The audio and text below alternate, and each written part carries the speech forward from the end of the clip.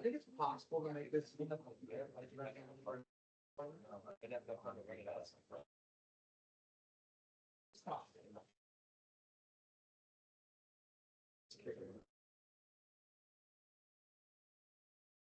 Figure Joe. Yeah, I just got that. You're gonna be front and center of all the. You. I'm not, yes, I'm right. Yeah, you're right, yeah. My sister like it. When you stared the camera down the whole time. Okay, Isabella's gone. Zach, you're here. Jack, I don't see you. Don't see you. Now I do. Much bigger. Down.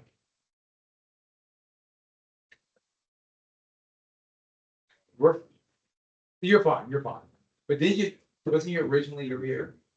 Yes. Okay. See you up.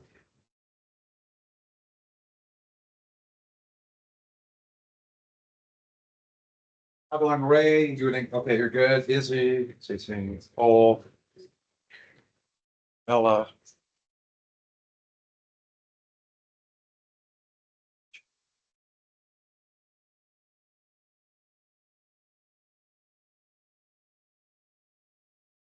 Looking.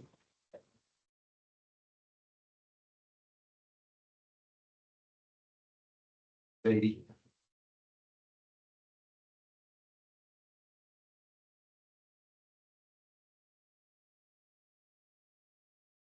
So many people I've had siblings and or. All right.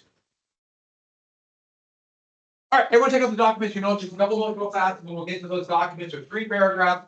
These are huge. We'll talk a little bit about indentured servants, and we'll go from there. But where do we finish it? Did we get to Mayflower Compact? You're talking about Plymouth. I got the what? Plymouth. Plymouth? Plymouth. Yeah, I know. Yeah, Plymouth. It kind of does look like that. Both English and their spelling. So, oh, what was it called? What was it called? I forgot what question I was going to ask you. I'm still trying to get back into the swing of things. What was it called, that first legislature in Virginia? What was that called? Is that for me? The House of Burgesses. House of Burgesses. House of Burgesses. What kind of people made up the House of Burgesses? The big planters. So.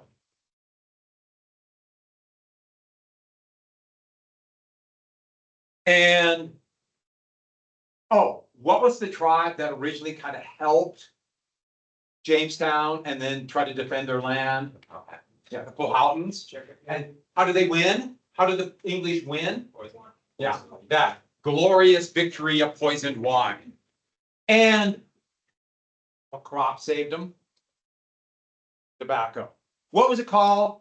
Where New World, Old World, the kind of, you know, the different goods went back and forth. Disease. Yeah, Columbian Exchange. What this is how we said. What food? What plant? Yeah, potatoes everywhere. Potatoes are such a big deal. And we talk about disease. Where did most of the disease come from? Yeah, livestock, pigs, cows, chickens, goats. Okay. So let's get to this really quickly. We have New England colonies, separatist pilgrims. So we didn't get the predestination. So they kind of believed in predestination. This concept is Calvinism, heaven and hell creation. You had your notes just really quick. And the big thing about that one is, this is why they were separatists. They said, why should we follow the established church, the Church of England, the Anglicans? Why should we follow them? What hold do you have over me if it's already been decided at birth whether or not I'll go to heaven or hell? Is this free will? And that was the real danger for these groups to the powers that be. What is it called where a king is a European idea, it came about late Middle Ages, that the monarch gets their power from God. Yeah. Yeah, divine right. Doesn't this kind of throw divine right out a little bit? And so this is a real threat to the power of society. Now, I should add, when the churches were established, they said, it's all been settled. Heaven or hell. It's all been decided. But you have to prove it by doing these things we tell you. So they really didn't believe it 100%, the leaders of the church. But ideally, that's what it meant. So the separatists broke away. They actually went to the Netherlands. They thought they were all believing in predestination, and the Netherlands was too cosmopolitan. So they went here. Have you heard of the Mayflower, their ship? If you ever go to Plymouth, they have a replica of the Mayflower. It's tiny. If the stern was there, the bow would barely make it to Mr. Larson's class. That's the furthest one in the base. That's how small the ship is. And it's narrow. They packed almost 100 people in there. It must have just been a miserable trip across the Atlantic. Half of them were not separatists because they had to recruit other people to go. It was paid for by the company. They're on a shoestring budget. They had patrolled. Yeah, I'm not there.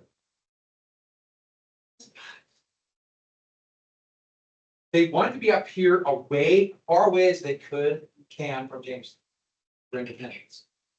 But the people who weren't Puritans thought they were going to Jamestown, and they still believed that there's the mountains of gold and tobacco. So when they arrived here in November of 1620, those people who thought they were going to Jamestown were Puritans, and they basically got together with a little ship. So just imagine mobs of little miserable, sick, smelly people got together and they said, we're not going to go here. This is wilderness. This is horrible. Let's cut their throats and go to Jamestown. Right? That's the beginning of the plan. And the people from the company, the separatists, panicked. And so they wrote the Mayflower Compact. And what the Mayflower Compact said is, well, basically, first off, they didn't really say it in these words, but don't kill us. And we promise that we will share and share alike. There will be equality in this colony. It doesn't matter if you're a separatist or you're an Anglican or just somebody who wants to go to Jamestown. We promise this, and we share and share alike. So it's kind of, this is pre-socialism, but kind of like a socialist idea. We're all in this together, the common good. Now, that didn't last very long. And the document, in reality, is not terribly important except for two things. What do you call? It's a compact, which is a charter, which is another term for a contract. And every man, still every man, regardless of their class, which is a big step towards democracy, it just skips about 40% of people. So it's a step towards democracy, but still there's many steps to go. But what do you call a contract agreed to by the people that will give laws to your society? It's a constitution. And that's why it's such a big deal. It is the first of these constitutions. The House of Burgesses, there was no constitution, they just kind of did it. Constitution was a really big new idea of the 16th or the 17th and 18th century. And secondly, all the textbooks after the Civil War were written in Boston. And they want to say, look how great we are in the North. That's why we won the Civil War. The South started it, we won it. Why? Why are we better? One example, our compact, our first constitution, and that was what was defending the Civil War. Aren't we great? And that's why we learn about the Pilgrims in elementary school, probably more than in Jamestown, because they wrote the textbooks. So the victors write the history. And that's something we have to know. That's something we need to know. It is more, though, than a tidbit. It is important to know. But also, that's the kind of thing they put on the APUSH. There's references to it. It's kind of the huge, we just got. All right, so back to this. They wrote that. Here they are on Plymouth Rock. That was purely made up as a tourist trap. Go to Plymouth. But if you ever get a chance, go to Plymouth. It's really the town. The town is touristy. But outside, they have a place called Plymouth Colony where they reconstruct the colony and the original wall just in case there's a Spanish attack. And it's another one of those places where it's perpetually 1625. And they have people who are Puritan, people who are not, and they actually do farming, and there's a blacksmith. And you go talk to them like, who's your biggest enemy? Oh, that dastardly Spanish are going to sail up and things like that. It's really, has anyone been there? You have been there? How long ago? I was old enough to remember. Did you like it?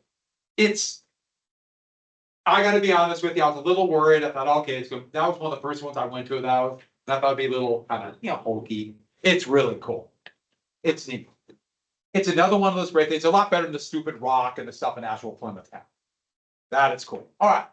So you might have heard of, I was told it was Swanto, but the name is probably closer, phonetically, it's probably Swanton.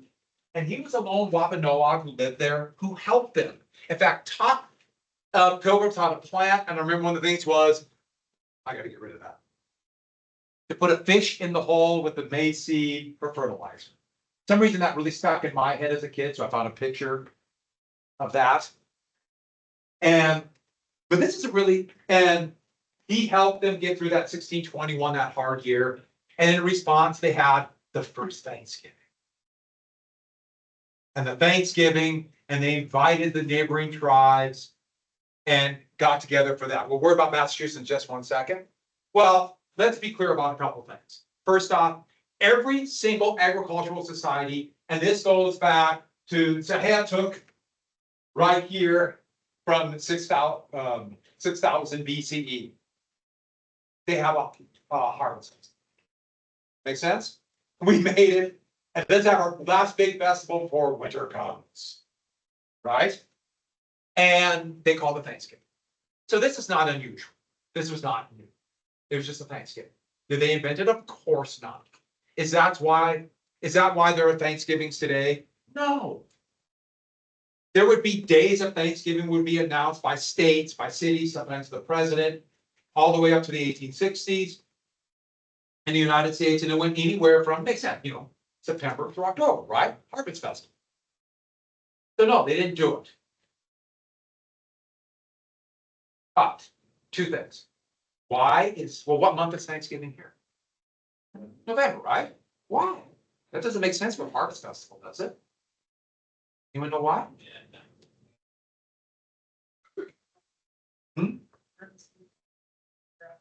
Yeah. Why is it November then?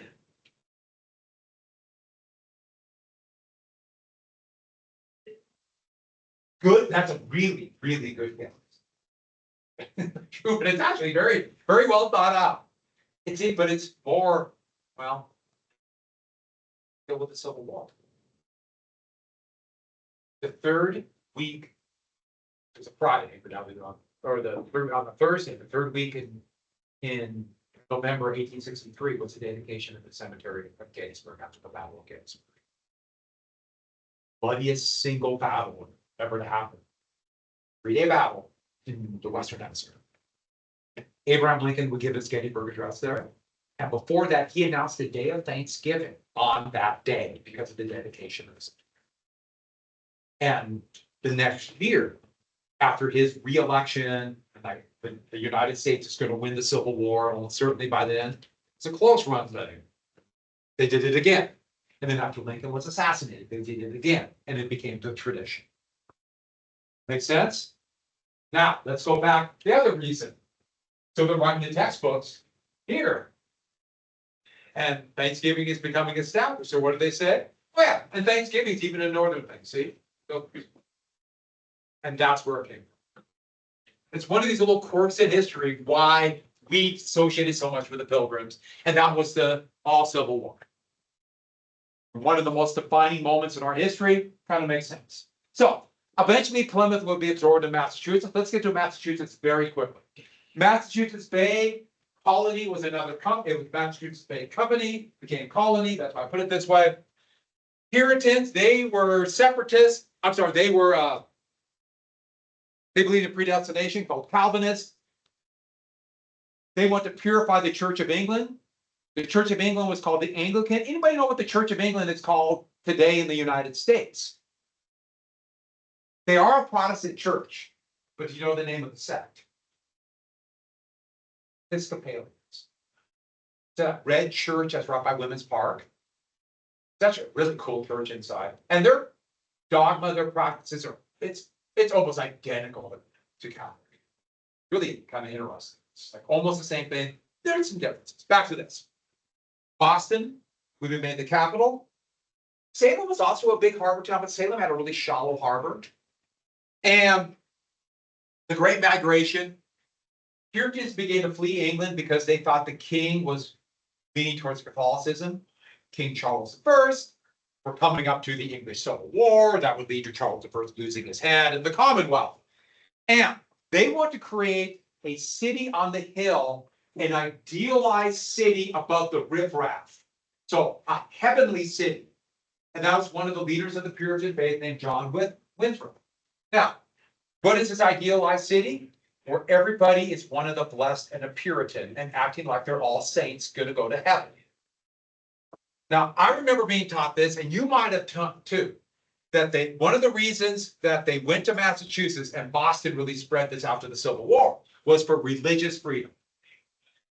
They believed in religious freedom for Puritans and nobody else. Has everyone got that? Yes, religious freedom as long as you do it and agree with exactly what we say. Yeah.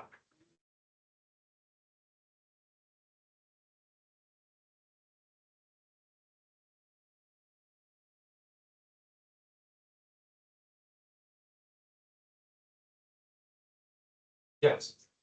And people were showing free will. Exactly. And so if you're going to be truly show that you're a blessed, you must follow these rules. Which of course doesn't make sense, because if you're blessed, then you're blessed. Why do you have to follow the rules? But yeah. And so there's sin and devil. They became convinced that Armageddon was coming and the world's going to end, so we better prepare. They're called millennialists. Yeah, so you're exactly right. But for the established church, Satan was everywhere. Everywhere. Puritans are really interesting, and they would eventually become the most open church, like the Congregationalists and the Universalists. It's just kind of fascinating. But back to this. Rhode Island is an example of what happened when people said, no, we have free will. Roger Williams thought, if there's predestination, government, the church can't be your government. And so they kicked him out. And he wasn't the only one to be kicked out, but he's the one we need to know. John Wheelwright, for example, in Connecticut. But he believed in separation of church and state. He also believed Satan was everywhere. Connecticut and New Hampshire, for very similar reasons. We're not going to go in detail all of them. We just have to pick and choose. But that's New England. And let's get to the other colonies really quickly. So we have New England. We have the Chesapeake colonies. In the middle, they have we've given them now the very clever name. In the middle between New England and Chesapeake.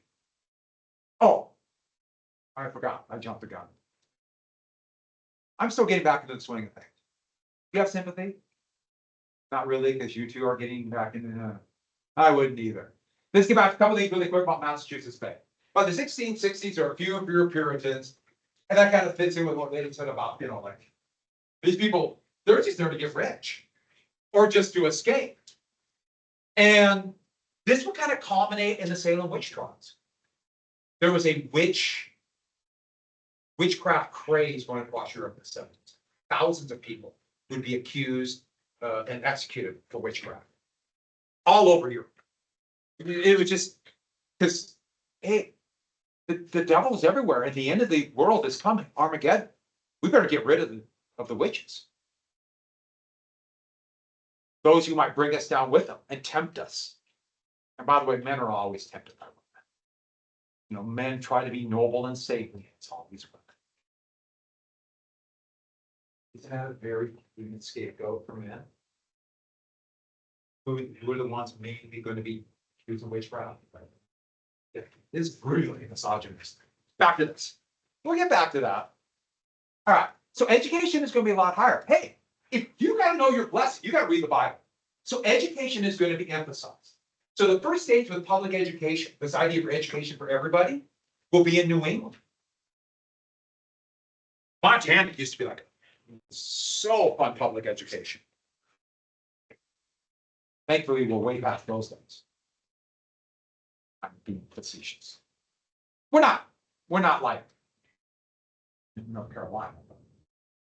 So they're also very mercantile. It wasn't good for plantations. So there had to be more trade. Mercantile means commerce. That's an older term. And so they had to find more diversified ways to make a living, which kind of fit in with that Puritan ideal. If I'm going to be blessed, I'm going to be industrialist and work hard, whatever that means. And they're more egalitarian. I'm not saying completely, but egalitarian means more equality between the classes because there's more opportunity. There's more opportunity. Is what we're not sure about? Commercial, trade. It's an older term for that. So I'm using it because it kind of fits in with that there. So they're involved with buying and selling of goods. Yeah, good question.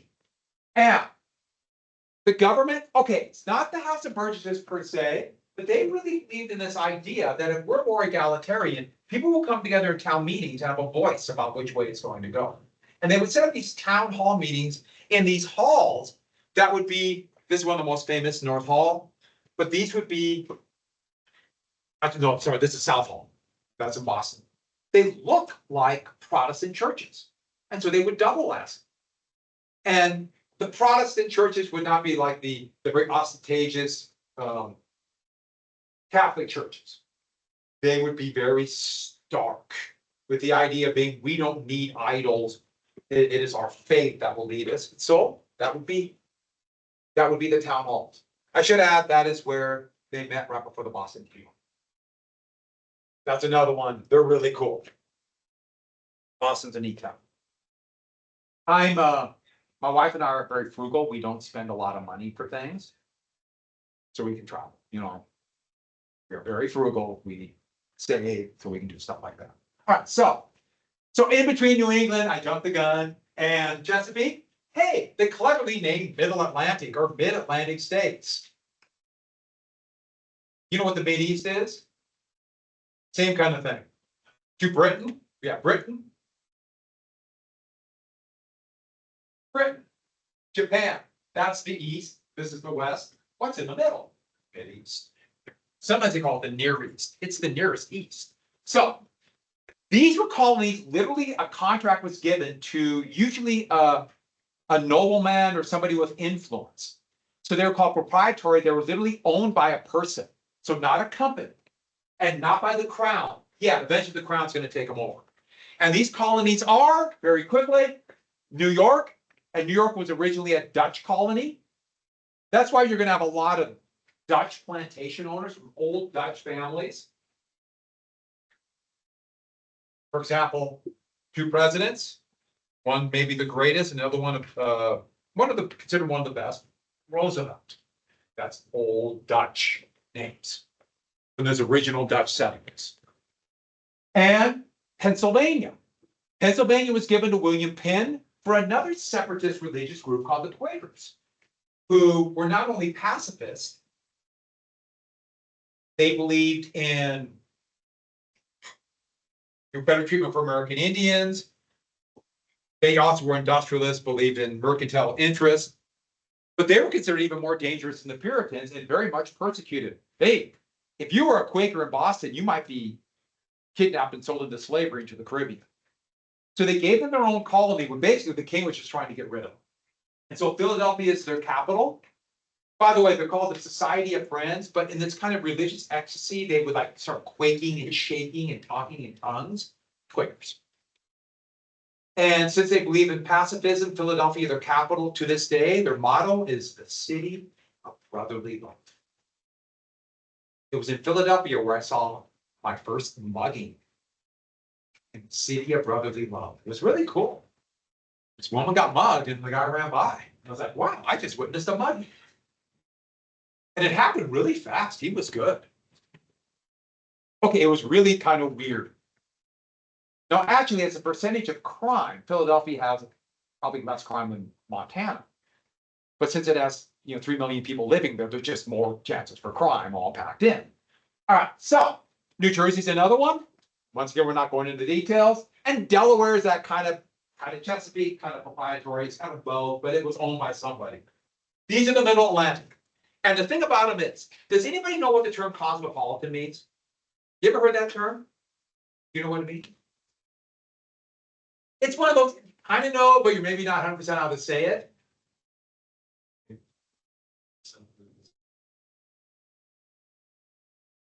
Yeah, like if the city's cosmopolitan, like people from other countries and different cultures, all meeting in one place, does that kind of make sense? Like Helena. Isn't Helena just so cosmopolitan? Okay, maybe more than Townsend, okay, but it's much more cosmopolitan. There are people from, I mean, especially that's their Dutch ancestry. The Netherlands is very cosmopolitan. It's more cosmopolitan by definition, because it's cities more mercantile. The more mercantile you are, the government has to be stronger. People are more cooperative, especially if they live together. You kind of have to be cooperative. You think about it, in the city, you just can't do whatever you want for obvious reasons. And then education is much more emphasized. It's very cosmopolitan. And that's the thing, they're bigger cities are always more cosmopolitan than smaller cities, just because there's more people there, more chance for culture and more opportunity. But it's really noticeable when you go to some of the cities like in that area. Philadelphia, very cosmopolitan. New York City's crazy. I mean, it's kind of, I love it. People from all over the world there. Some people get kind of scared by it. Some people love it. I'm one of the people who love it, but just, it's great. So, and the last of the Southern Slave Empire. And this would be the last colonies we created, and it's literally a slave empire. And the legacy of that goes on to this day. And it was created by second and third sons of people who went to the Caribbean and got rich in Jamaica or Barbados, and those plantations. Jamaica was conquered from the Spanish in the end of the 17th century. And so they went there to try to get rich.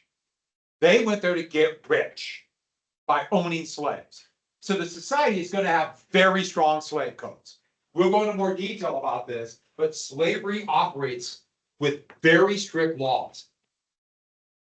The overriding fear of slaveholders is slave rebellion. That's all they talk about. That's their greatest fear. There's nothing more bloody and horrible than a slave rebellion. There might be things as bloody and horrible, but not more. And they have to have a strong militia because of this. And police forces in the United States have a legacy from New York City, where the first police force was created in the 1820s, and the slave patrol militias. It's a very interesting combination. But they have to have strong militias because of fear of slave rebellion. Every southern slaveholding state after the creation of the United States had a strong militia because of slave rebellion. Heck, it's even going to be written into the Constitution. States can have militias. It's written very clearly by James Madison for this reason, for slave rebellions. We'll get to it. It's called the Second Amendment. And class is everything, though. So, like I mentioned, education. Education, non-emphasizable. And this is kind of lazy. Education is just not as emphasized in the states that descended from this, and Montana's kind of coming to this era. And South Carolina was the first one, followed by North Carolina. Lastly, Georgia. Georgia was the last of the 13 colonies because it's really swampy and full of alligators. But it started as a debtor's prison. I'll talk a little bit more about that down the road. If you heard like Australia being a place for prisoners, most of the prisoners were debtors. They couldn't pay back their debt to a private entity, so the government would arrest them. Gee, I wonder who made the law. Those are the eras that we have. England, Mid-Atlantic, Chesapeake, or the South. And the whole, these states, and then we'll spread to Texas. When they were created, it was all about organizing, controlling. So let's get back to Virginia. Virginia had planters. Now, other slave areas in every colony had slaves in some way, but some, not as many. Yeah, the planters. So remember I mentioned the planters. What's their crop again? Tobacco. And they have land. Anybody here want to volunteer to work on a tobacco plantation? It's only 100 degrees with 100% humidity. I really feel it. Feel the wall. Wouldn't it require a lot of pay to get you to do that? and they don't have a lot of money and they're in debt. So they need people to work it. Nobody wants to go do that. No one sees that as a job opportunity. It's something they kind of have to do. It's part of the, okay, this is something I gotta do. They better pay well or I don't have any choice. And so, who were the laborers? Who was the laborer? This is the lower class in these colonies. So these are people who worked on these big plantations or used to work on them. And they were labor. And one thing to make very clear about labor, one thing very clear. When the American colonies started, and I mean all the way, the Americas, their colonies, it had nothing to do with color of skin. I'm not saying there wasn't prejudice in someone who might have a different skin tone than the majority population. I'm not saying that didn't happen. And if somebody looks different, there might be a reaction to that, almost certainly unfounded, but you can see that. This had nothing to do with color of skin, and the prejudice based upon color of skin did not exist at all the way that's going to develop down the road. I'm not saying there weren't issues, but did not exist yet. So back to this. But heathens could be enslaved. What are heathens? People who are not Christian. Not Christian, American Indians. So put that down, American Indians. And we already mentioned that before in class, they would enslave American Indians. But we talk about disease, they could run away. Yeah. So what would people use, what would heathen mean like today? Like what does that mean today? Is it still mean the same thing? Heathen will be very subjective. So it really depends on the person using it. You know, a heathen could just be somebody we just, I'm gonna say you're kind of uncouth, but it could be about somebody who is, devout in one religion, say someone who's not, or a different civilization. It really just depends on who says it. Okay. But when Christians said it in 1620, they meant people who were not Christian. Or Protestants probably would have said it about Catholics and vice versa. We will get to the intense anti-Catholic bias in the United States. That's coming. Intense. So let's get to the first group, indentured servants. Indentured servants are people, okay, almost all were from Britain, but they would go get other people from indentured servants. And these were people that were farmers. Their descendants might have been people bound to the land called serfs. I mean, you might have heard of that from feudal Europe.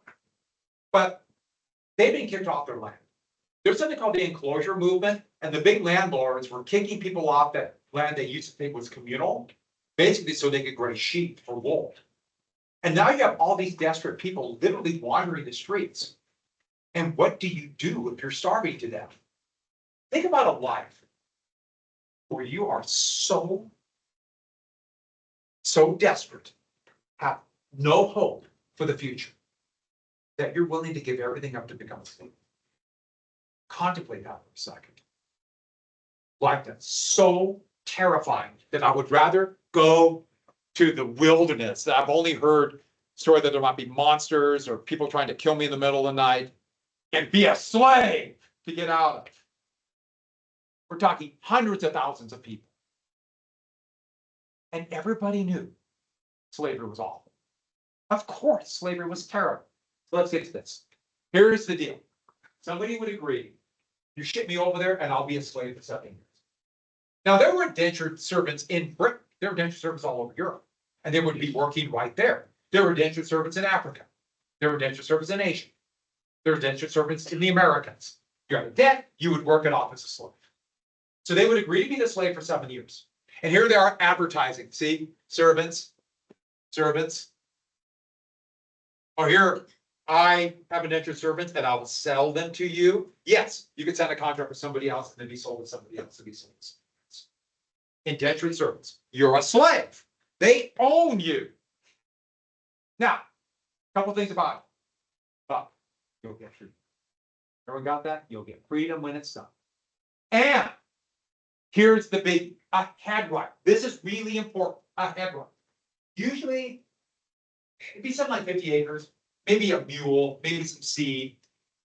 You'll get a head right. Why do they give them a head right? Don't run away. And we promise you'll get a piece of land. And it's more than just a piece of land I'll get to in just a second. Has everyone got that? Don't run away. Don't run away. And you'll get a little piece of land. We promise you.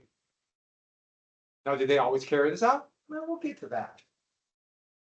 And they signed a contract, AKA a charter. Look at this contract right here. I put this up. They made so many, they just would run it through a printing press and then leave lines. You can fill in your names. Because they've had so many people signing these contracts. They'll hold on to this contract. So no matter what happens these 7 years, you can do anything for a slave. Who gets this contract? We English citizens. Their concept of citizens is a little different than ours, but then you'll Englishmen. Englishmen. English women, we have this. We have this contract. And so thousands would come. Almost 200,000 would come here. Now, the problem would be come to the New World, 25,000 here. To Chesapeake makes sense, you can work on the tobacco plantations, and most went to Virginia and other places. There would be more than that, but not everybody wants to be a slave. There's lots of things that go on. But why did people take that risk? Remember I told you that little piece of land?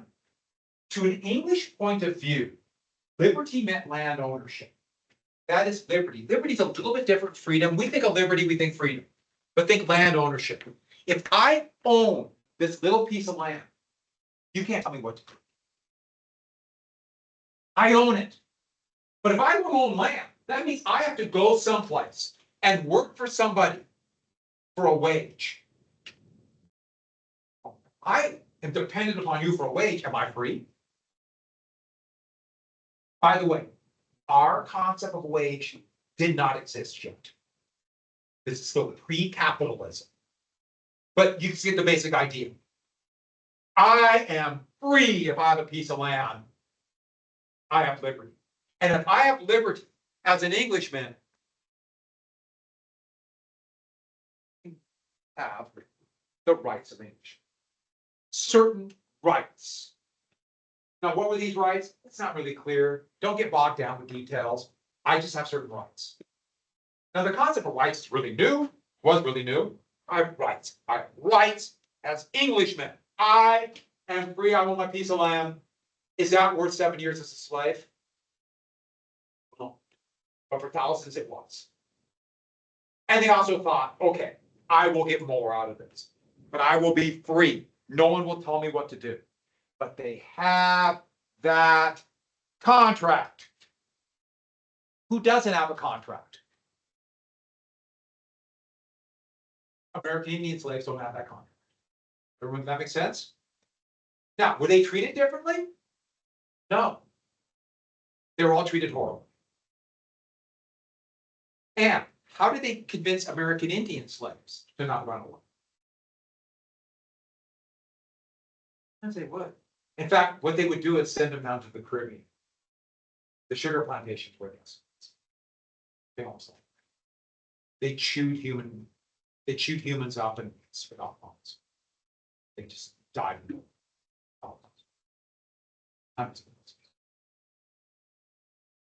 There's another way they did too. Yeah. They get ahead right too. They get ahead right. But they didn't have one thing. What's that? A contract. We'll give you land, we promise. Does that make sense? You didn't have that contract. All right, so, by the way, this is a really big deal. So 1619, let's get to African slaves. The first known African slaves arrived in what is going to be the English colonies, Jamestown, 1619. There's pretty good evidence it might have been 1617, but it's not conclusive. A Dutch ship might have brought people of African descent from Cuba. So 1619 is normally the commonly accepted term. It doesn't really matter. You get the idea, it took a little bit while. But remember, the first people they tried to enslave were American Indians, and they're still indentured servants. And a couple things about this. The Portuguese had tapped into the African slave trade. And so they sidetracked the African slave trade and went to New Spain. And by the 17th century, the British and the Dutch started taking over that slave trade. So let me explain to you how this happened. The Mediterranean, this massive sea right here, It was a huge slave market all over the Mediterranean. And towns like Bari or even Marseille were big slave trading towns. And of course, Constantinople. A little island here called Rhodes was the center of the slave market. And there were slavers all over here, enslaving people, capturing people. Pirates would capture people, and enslave people. They would do raids to enslave people, or they would purchase indentured servants and then turn them around and say, I don't care about your contract. We're going to sell you into slavery into India or Spain or wherever, which is kind of terrifying. So who was tapped into that slave market? Here, mostly indentured servants, same kind of thing, would be marched north across the Sahara and tap into that slave trade. Everyone get that? So people from all over involved in the slave trade. It's awful. Portuguese are bouncing around trying to get to India. They're not making money. It's all a way to make money to pay for contributing. And tap into that slave market in Africa. Now, who needs slaves? Spain. Get that? And so they just circumvented that and went right. So that's how the slave trade began. And then the Dutch and the British would tap into it. By the 18th century, Britain would dominate. Liverpool, England would become like the center of all these slavers. So, slave trade. So that's the first reason why people from Africa would go. And what is that passage over? Soon be dubbed the Middle Passage. Talk about this more later. And the first 6 months for indentured servants, wherever the slaves might be, they literally called it seasoning. And this is the hardest. Will you survive that first 6 months? Because of the disease, the hardship, the shock, especially for people who were kidnapped. Probably over half of the African slaves that were brought over to the New World were indentured servants. And then they were sold eventually to slave traders who kidnapped them across the Atlantic. Which actually kind of makes it more scary. They probably, okay, I'm going to pay back my debt. I'm an indentured servant. Next thing you know, they're in this horrific slave ship. That even makes it more scary than being captured, at least to me. Those are servants working now. Doesn't seasoning sound like something you do prepare for food? It's kind of terrifying. So, why Africans? Why would African slavery become the dominant? Well, there's a few reasons why. So, American Indians, they tried, these horrible slavers tried to kidnap American Indians, but there weren't that many. And not enough English citizens wanted to come over. And English citizens caused a little bit of a problem.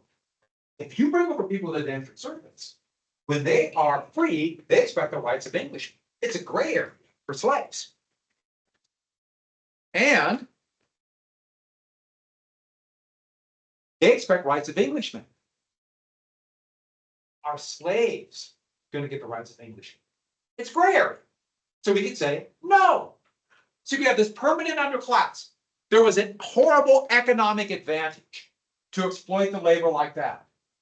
But most importantly, they didn't have one of these. A contract. If they don't have a contract, can't you just dictate what happens to them? What a great advantage. They don't have a contract. Now, one more thing.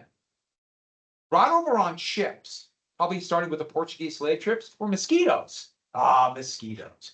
Mosquitoes got out, and mosquitoes flourished in the Caribbean, then soon all down the Atlantic coast. They also brought them in England too. And mosquitoes sometimes carry stuff. Like what disease? Malaria.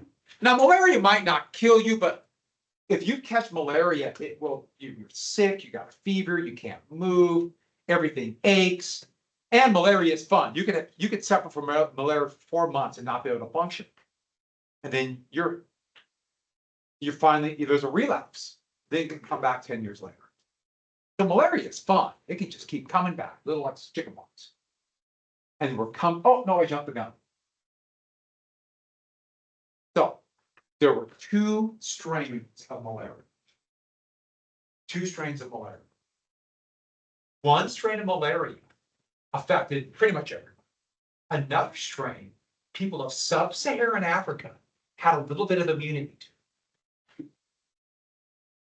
So they have a better chance to get through the season. Have you ever heard of sickle cell anemia? We believe it's related now. The reason one strain of malaria doesn't affect people in sub-Saharan Africa is the same thing that causes sickle cell anemia. We're almost seems to be some kind of immunity development. In sub-Saharan Africa, and something, this goes back many thousands of years when a few little brave humans, Homo sapiens, crossed up into here. Whatever reason, they didn't bring that trade with them. That would be Neanderthals, and here people are. But so malaria. Well, we didn't quite get as far as I want. I'm gonna have to skip something. So 1676 Bacon's Rebellion. I'm sorry I didn't get as far as I wanted to. Bring the documents tomorrow, but let me finish this last little bit. As they move westward. So remember, they need more land. What is it called? What does it do to the soil? I told you after 3 years, tobacco cultivation does something to the soil. Do you remember? Yeah, leaches it out. So they constantly needed more land. So they were pushed along the river, but eventually you get this idea of pushing westward. That makes sense? They're always pushing. Well, the American Indian, those tribes are fighting back. Remember the headrights?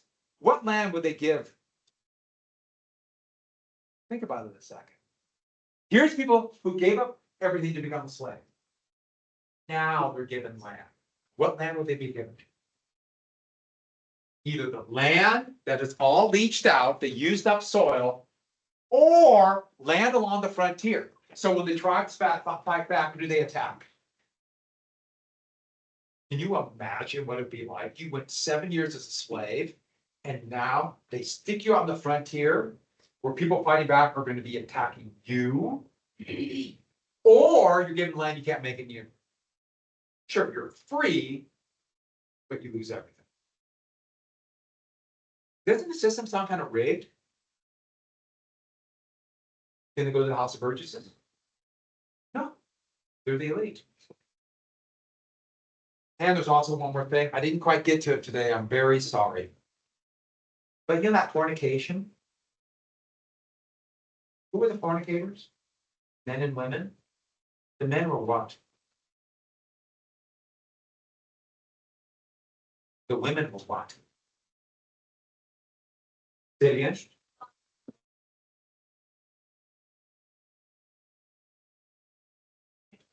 Well, even before it happened. I mean, when it happened, the men, what job did the men have? What job did the women have? The women were the servants, the men were the owners. What do you call this, by the way? Do the women have a choice? So the women are doing what? Huh? No, captive, yeah, and raped. 3. Did this happen in slavery? It's endemic in slavery. Slavery and the rape of the enslaved is constant. Constant. Hey, did I say slavery is bad? You need to know. It's bad in every way human can imagine. Every way you can imagine, slavery is bad. Wait till I tell you about Thomas Jefferson. So I'm sorry when you get to the documents, make sure you have them tomorrow. I'm gonna bump everything back. I'm sorry, everything takes longer than I think. Yeah. Originally, I was gonna start reading, but I'm gonna tomorrow. Yes. Thank you. Because I didn't get to the documents today. I planned on it, but everything. What? It's like that. It's called picture, right? Have a good day, everybody!